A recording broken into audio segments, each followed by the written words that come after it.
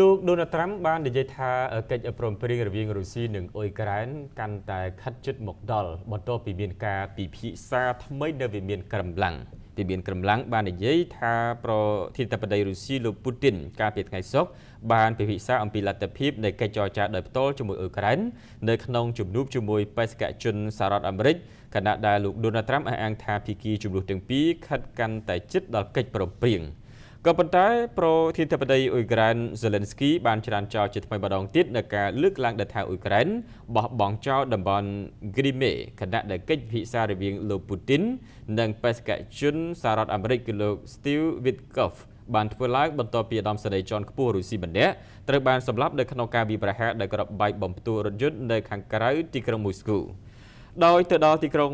រ៉ូមប្រទេសអ៊ីតាលីកាលពីល្ងាចថ្ងៃសុក្រដើម្បីចូលរួមពិធីបុណ្យព្រះសពរបស់សម្ដេចប៉ាហ្វ្រង់ស៊ីសលោកដូណាល់ด์ត្រាំបាននិយាយថា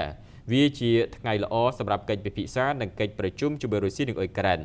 លោកបានបង្ហោះនៅលើវេទិកាសង្គម Truth Social របស់លោកថាវាខិតកាន់តែជិតដល់កិច្ចព្រមព្រៀងមួយហើយភាគីទាំងពីរគួរតែជួបគ្នាក្នុងកម្រិតខ្ពស់បំផុតដើម្បីបញ្ចប់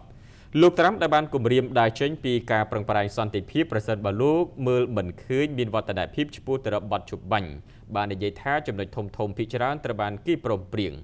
ទោះបីជាយ៉ាងណាក៏ដោយជំនួយការរបស់វិមានក្រំឡាំងលោក Yuri Yuzaker បាននិយាយថាលោក Witkoff នៅលោកពូទីនមានការសន្ទនាស្ថាបនារួមទាំងការពិភាក្សាអំពីលទ្ធភាពនៃការបន្តចរចាដោយផ្ទាល់រវាងទីក្រុងគីវនិងទីក្រុងមូស្គូ